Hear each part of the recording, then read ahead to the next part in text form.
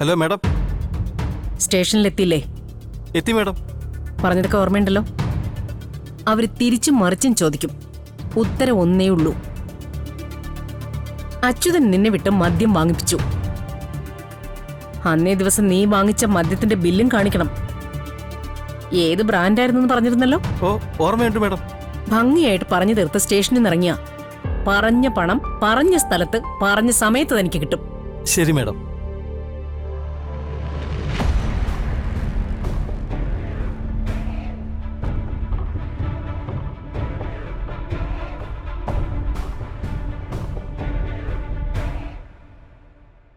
അവരാ വിളിക്കുന്നത്. നീ എടുക്ക്, സംസാരിക്ക്. ഹലോ. പറഞ്ഞ കാര്യം ഒരിക്കൽ കൂടി ഓർമ്മിപ്പിക്കാനാ വിളിച്ചത്. പറഞ്ഞോ. അച്യുതൻ സ്ഥിരം മദ്യപിച്ച് വന്ന് ബഹളം വെക്കാറുണ്ട്. നിങ്ങൾ അയൽക്കാർക്ക് വരെ അയാൾ ശല്യമായിരുന്നു.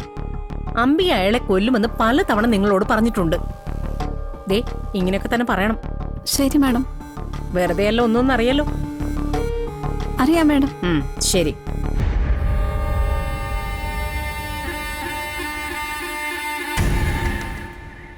ഇതിപ്പോൾ അച്യുതൻ ചേട്ടൻ വഴക്കുണ്ടാക്കുന്നത് നമ്മൾ കേട്ടിട്ടുണ്ടല്ലോ. അതിൻ്റെ കൂടെ നമ്മൾ ഇച്ചിരി പൊടുപ്പും തൊങ്ങലും ചേർക്കുന്നു. അത്രേ ഉള്ളൂ. അത്രേ ഉള്ളൂ. ആ, നിങ്ങളോട് അകത്തേക്ക് ചെല്ലാൻ പറഞ്ഞു. ഇങ്ങോന്നേ.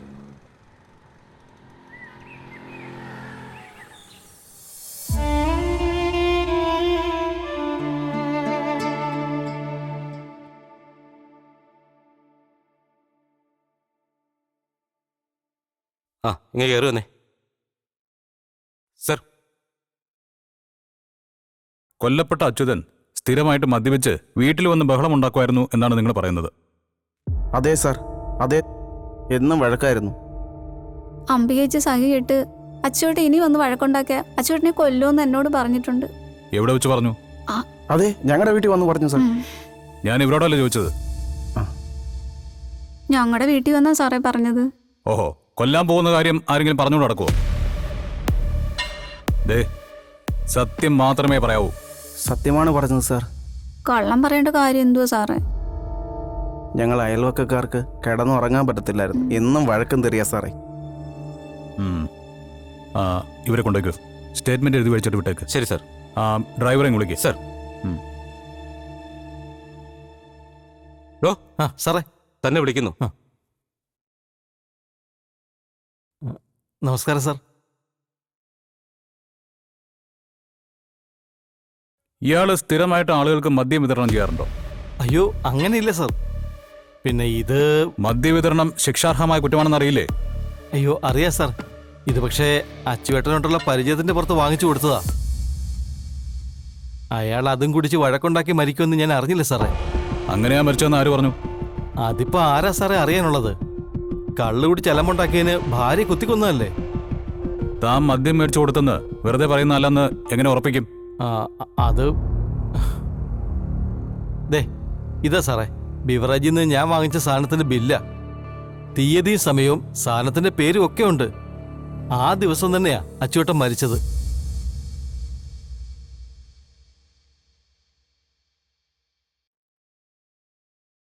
ഈ ബില്ലെന്തിനാ താൻ സൂക്ഷിച്ചു വെച്ചത്? ഈ ബില്ല് ഓട്ടോ കിടന്ന് കിട്ടിയ സാറേ. അച്ചുവേട്ടൻ മരിച്ച വിവരം അറിഞ്ഞപ്പോ എടുത്ത് സൂക്ഷിച്ചു വെച്ചതാ. എല്ലാ ബില്ലും താൻ സൂക്ഷിച്ചു വെക്കാറുണ്ടോ? അത് പിന്നെ സ്റ്റേറ്റ്മെന്റ് എഴുതി കൊടുത്തിട്ട് താൻ വയ്ക്കോ. ശരി സാറേ.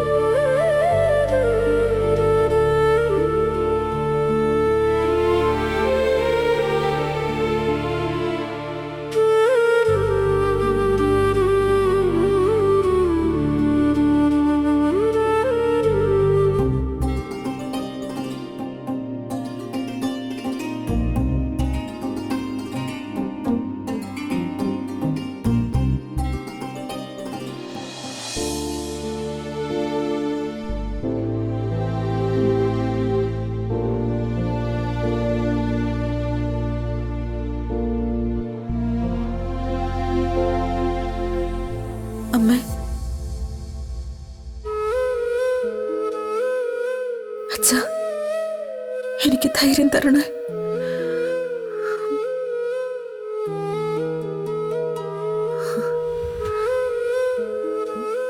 അമ്മേ,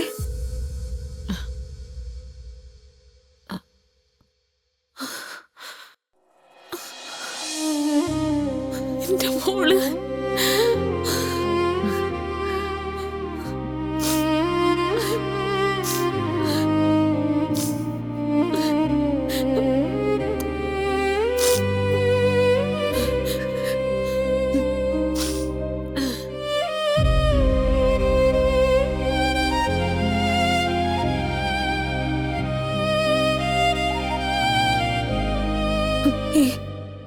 അമ്മ കരയല്ലേ. അമ്മ എന്തിനാ കരയുന്ന? അമ്മ ഒരു തെറ്റും ചെയ്തിട്ടില്ലെന്ന് എനിക്കറിയാം. അതിനു വേണ്ടിയുള്ള തെളിവുകൾ ശേഖരിക്കാൻ വേണ്ടിയിട്ടാ ഞാൻ ഇത്രയും ദിവസം ശ്രമിച്ചത്. അതെ, അമ്മയെ രക്ഷിക്കാൻ വേണ്ടിയുള്ള തെളിവുകളൊക്കെ എനിക്ക് കിട്ടി. അമ്മയെ എത്രയും വേഗം പുറത്തിറക്കാൻ എനിക്ക് കഴിയും. അമ്മയ്ക്ക് ഓർമ്മയില്ലേ എന്നെ പഠിപ്പിച്ച ക്രിമിനോളജി പ്രൊഫസർ ശങ്കരനാരായണൻ സാറിനെ? ഞാൻ അദ്ദേഹത്തെ ഒന്ന് കാണാൻ പോകുന്നുണ്ട്. നമുക്ക് കിട്ടിയ തെളിവുകൾ എങ്ങനെ കൃത്യമായി ഉപയോഗിക്കണമെന്ന് അദ്ദേഹം നമുക്ക് പറഞ്ഞുതരും. പിന്നെ പോലീസുകാരുടെ കയ്യിലുള്ള തെളിവുകൾക്കെതിരെ എങ്ങനെ പ്രതികരിക്കണമെന്നും. അമ്മ നോക്കിക്കോ, ദിവസങ്ങൾക്കുള്ളിൽ അമ്മയെ ഞാൻ പുറത്തിറക്കും. യഥാർത്ഥ പ്രതിയെ നിയമത്തിന് മുൻപിൽ കൊണ്ടുവരികയും ചെയ്യും. ദേ, ഇത് അമ്മയ്ക്കുള്ള ഭക്ഷണോ? ഞാൻ തന്നെ ഉണ്ടാക്കിയതാ. പിന്നെ ലക്ഷ്മിയച്ചി സഹായിക്കാൻ വന്നിട്ട് പോലും ഞാൻ സമ്മതിച്ചില്ല.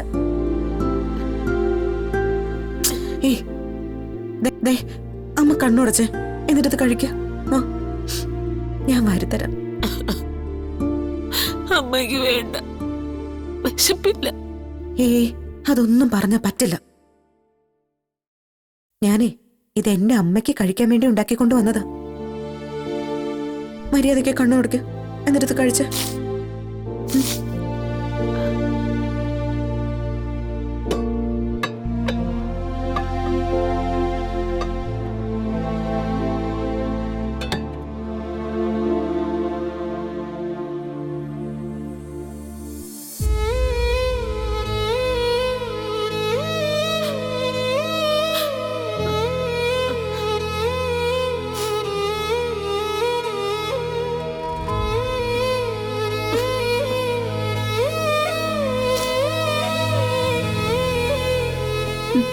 കഴിക്ക.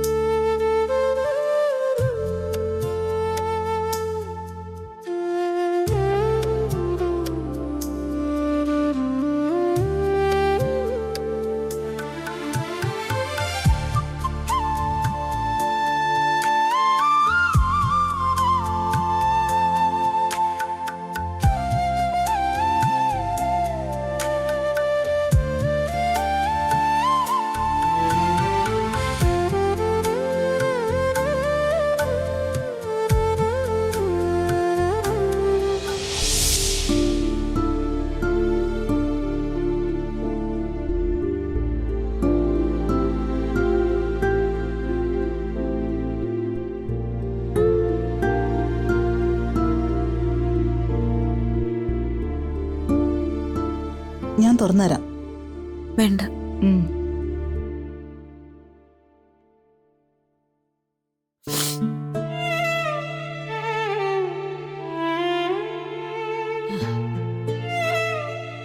മതി കുഞ്ഞെ,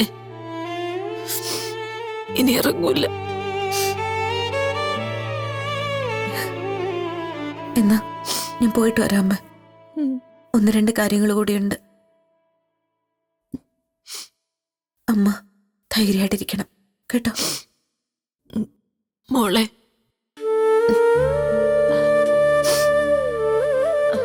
അമ്മനെ ആശ്വസിപ്പിക്കാൻ വേണ്ടി മോള് വെറുതെ പറഞ്ഞതല്ലല്ലോ. അല്ലമ്മ, എന്റെ അമ്മയെ ഞാൻ പുറത്തിറക്കും.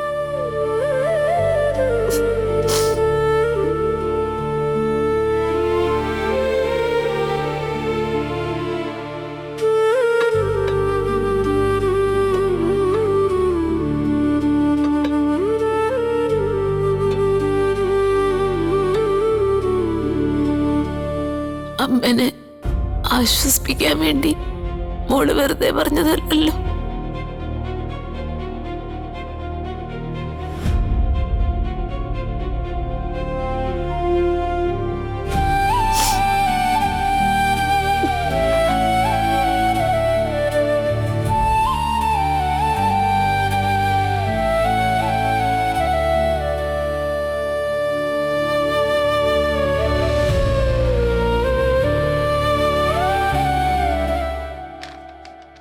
സർ,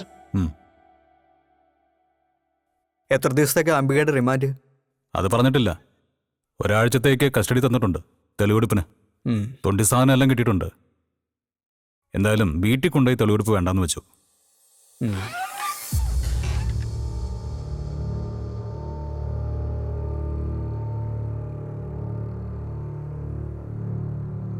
ഞങ്ങൾ അമ്മയുടെ കാര്യം സംസാരിക്കായിരുന്നു. വളരെ ദുഃഖത്തോടെ പറയാം, അമ്മയെ രക്ഷിക്കാൻ കഴിയുന്ന ഒരു തെളിവും കിട്ടിയിട്ടില്ല. കോടതിയിൽ കേസ് പോയ ആദ്യം അന്വേഷിക്കുന്നത് മർഡറിന് ഉപയോഗിച്ച വെപ്പണാണ്. അത് മുറിയിൽ നിന്നും കിട്ടി. അതില് അംബികയുടെ ഫിംഗർ പ്രിന്റ് മാത്രമേ ഉള്ളൂ. അംബികയുടെ മൊഴിയിൽ പറയുന്നത് അവിടെ മറ്റൊരാൾ ഉണ്ടായിരുന്നു എന്നാണ്. അയാളുടെ മുഖം കണ്ടിട്ടുമില്ല, അയാൾ കൊല്ലുന്നതും കണ്ടിട്ടില്ല. അത് മുഖവിലേക്ക് എടുക്കാൻ കഴിയില്ല. അച്യുതന്റെ ബ്ലഡ് തന്നെയാണ് അംബികയുടെ ശരീരത്തിലുണ്ടായിരുന്നത്. മുറിക്കുള്ളിൽ എഴുതി വെച്ചിരുന്ന അംബികയുടെ കത്തുമുണ്ട്. മദ്യപിച്ച് വന്ന അച്യുതനെ ഞാൻ കൊല്ലുന്നു എഴുതി വെച്ചിട്ടുണ്ട്. അച്ഛൻ മദ്യപിക്കില്ല സർ. പോസ്റ്റ്മോർട്ടം റിപ്പോർട്ട് വരട്ടെ. അല്ല, വന്നിട്ടുണ്ടാവും. സർ, ആ അച്യുതന്റെ ബോഡി പോസ്റ്റ്മോർട്ടം ചെയ്യുന്ന റിപ്പോർട്ട് വന്നോ? വന്നു സാർ. കൊണ്ടുവരൂ. ശരി.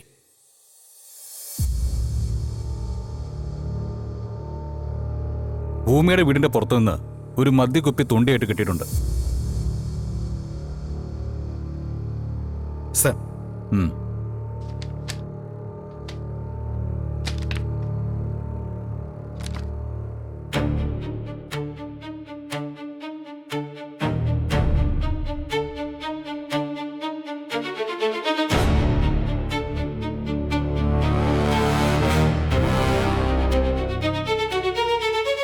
ഈ റിപ്പോർട്ടിൽ അച്യുതൻ മദ്യപിച്ചിരുന്നുവെന്ന് അടിവരയിട്ട് പറയുന്നുണ്ട്.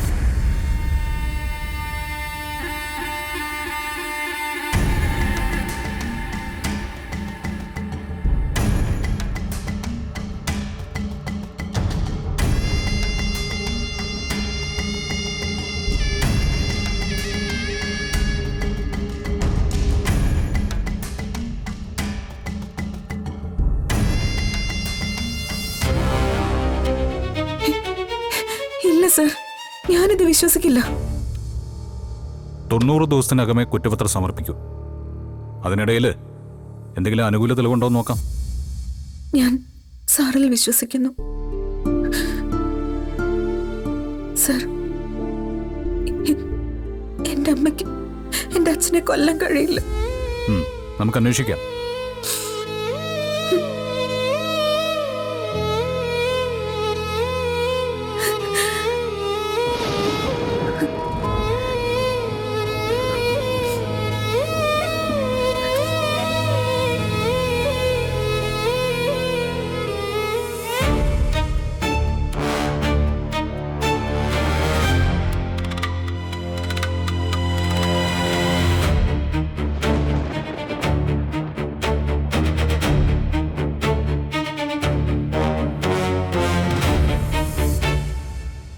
താനും ചെല്ലടൂ, എന്തേലും പറഞ്ഞ് ആശ്വസിപ്പിക്കും.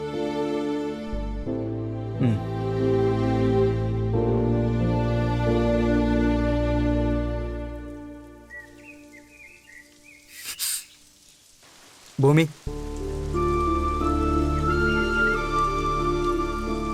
ടെൻഷനാവണ്ട. അജയ് കിട്ടിയ എവിഡൻസ് വെച്ച് പറഞ്ഞതേ ഉള്ളൂ. ഒരു അഡ്വക്കേറ്റിന്റെ പോയിന്റ് ഓഫ് വ്യൂവില് സാർ എങ്ങനെ വിലയിരുത്തുന്നു? എന്നെ പോലൊരു വക്കീലിനെ കൈകാര്യം ചെയ്യാൻ കഴിയുമോ എന്നാണ് സംശയം. ഭൂമിയുടെ അമ്മയാണ് കൊലപാതകിയെന്ന് ഞാൻ വിശ്വസിക്കുന്നില്ല.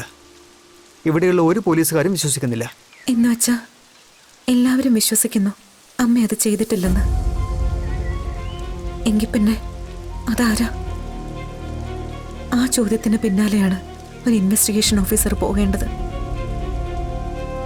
ഞാനൊന്നും പഠിച്ചിട്ടില്ല, സമയം കിട്ടിയില്ല. ഒന്നുറപ്പാ, അച്ഛന്റെ കൊലപാതകത്തിന് പിന്നിൽ ഗൂഢാലോചനയുണ്ട്. ആ വഴിയാണ് ഞാൻ അന്വേഷിക്കാൻ പോകുന്നത്. ഞാൻ എൻ്റെ വഴിക്കും അന്വേഷിക്കാം. ഞാൻ എന്നെ പഠിപ്പിച്ച ക്രിമിനോളജി പ്രൊഫസർ ഡോക്ടർ ശങ്കരനാരായണൻ സാറിനെ പോയി കാണുന്നുണ്ട്. കേസിന്റെ തെളിവുകൾ വെച്ച് സാറിനോട് സംസാരിച്ച് എനിക്കൊരു ലീഡ് കിട്ടും ഏത് വഴിക്ക് അന്വേഷിക്കണമെന്ന്.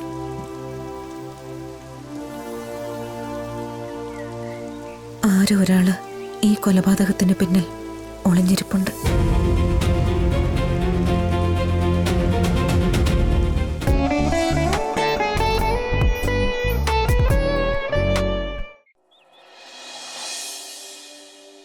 ആ അതെ. ഓ, എല്ലാ വർഷവും ഉള്ളതുപോലെ തന്നെയാ ഇന്നും. അല്ല, അത്ര വലുതൊന്നും അല്ലെങ്കിലും ആഘോഷം തന്നെയല്ലേ.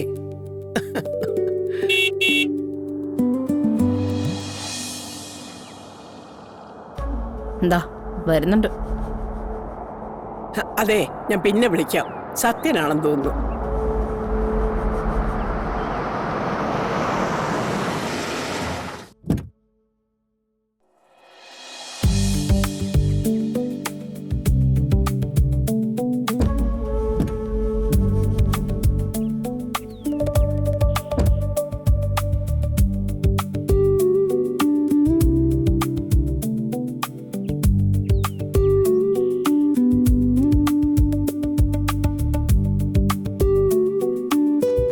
ഇരിക്കും മോനെ, ഞാൻ നിന്നെ പ്രതീക്ഷിച്ചിരിക്കുവായിരുന്നു.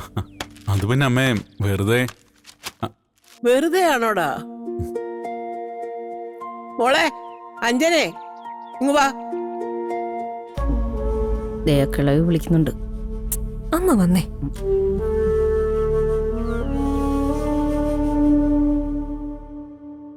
അല്ല, നീ എന്താ പറഞ്ഞത്? വെറുതെ വന്നതാണെന്നോ? അതും എന്നോട്? സത്യ, ഇന്ന് ദീപാവലി അല്ലേ? എല്ലാ വർഷവും പുതിയ വസ്ത്രങ്ങൾ എടുത്തു കൊടുക്കുന്ന നിന്റെ പതിവ് നീ തെറ്റിക്കില്ല എന്ന് എനിക്കറിയാം. അമ്മേ, അജയ് ഇവിടെ? ഞാൻ വിളിക്കാട്ടാ. വേണ്ട, ഞാൻ വിളിച്ചോണ്ട് വരാം. കൂട്ടുകാരന്റെ കൂടെ മോളിലുണ്ട്.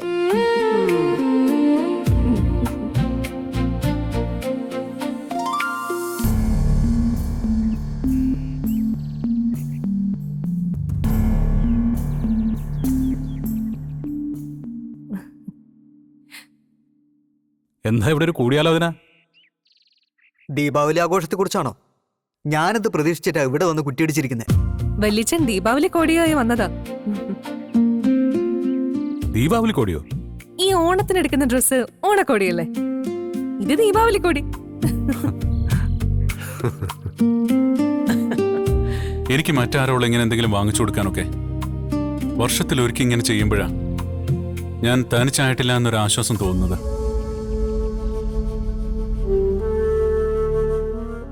അതിന് വല്യമാവും തനിച്ചല്ലല്ലോ, ഞങ്ങൾ എല്ലാരും കൂടിയില്ലേ?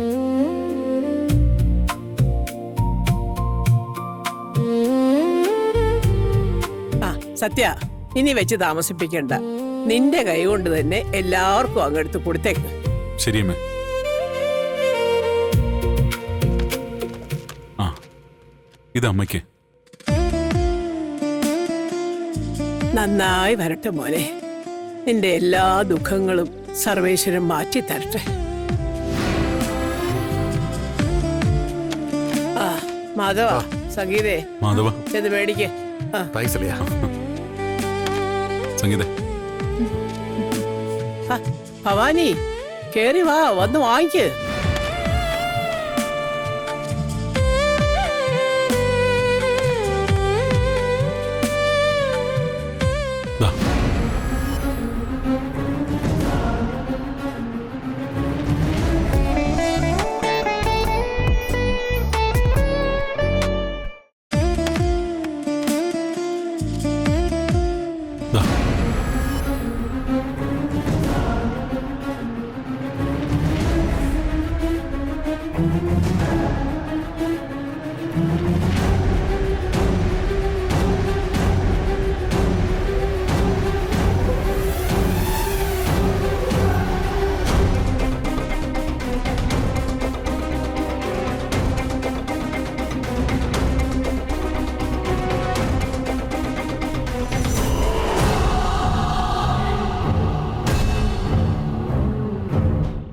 അയ്യോ ഭവാനി നിനക്കുള്ളതാ, നീ വന്ന് വാങ്ങിക്ക എന്റെ മോളെ.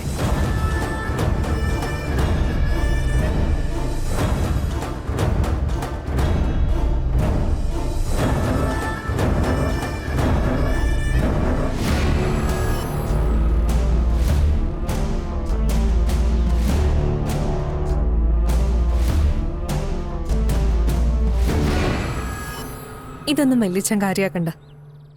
ഇങ്ങ് തന്നേക്ക്, ഞാൻ കൊടുത്തോളാം.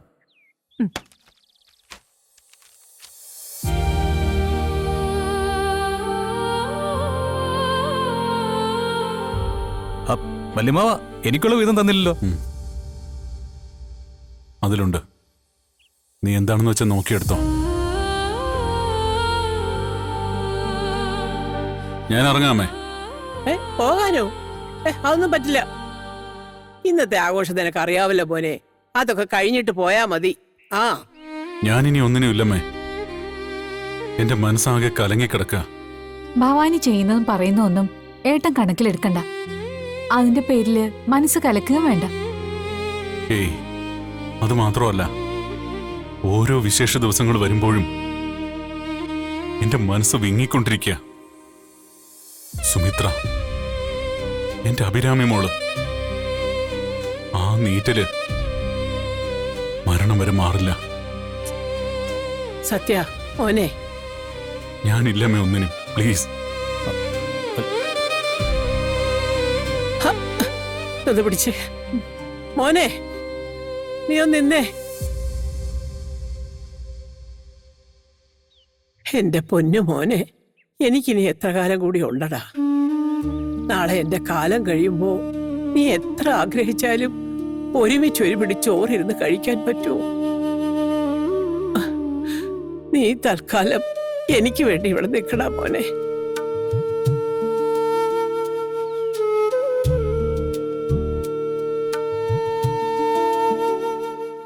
വല്യമാവ പ്ലീസ്. നമുക്കെല്ലാവർക്കും കൂടി പടക്കൊക്കെ പൊട്ടിച്ച് ആഘോഷിക്കാന്നേ.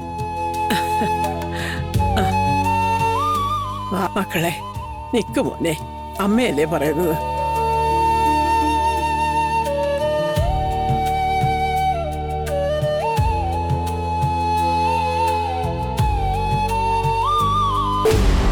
ഫോറൻസിക് റിപ്പോർട്ടും പോസ്റ്റ്മോർട്ടം റിപ്പോർട്ടും തനിക്ക് തരാൻ പറ്റില്ലെന്ന് പറഞ്ഞല്ലേ? എന്റെ അമ്മയെ രക്ഷിക്കാൻ ഏതറ്റം വരെ എനിക്ക് പോയേ മതിയാവൂ.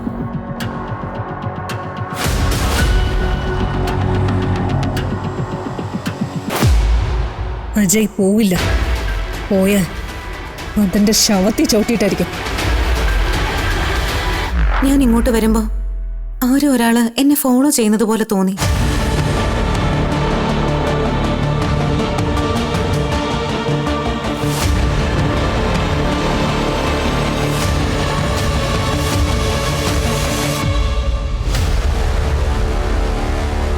ഈ വീട്ടിലോ ഈ ഭൂമിയിലോ ആർക്കും അറിയില്ല ഭവാനിയെ.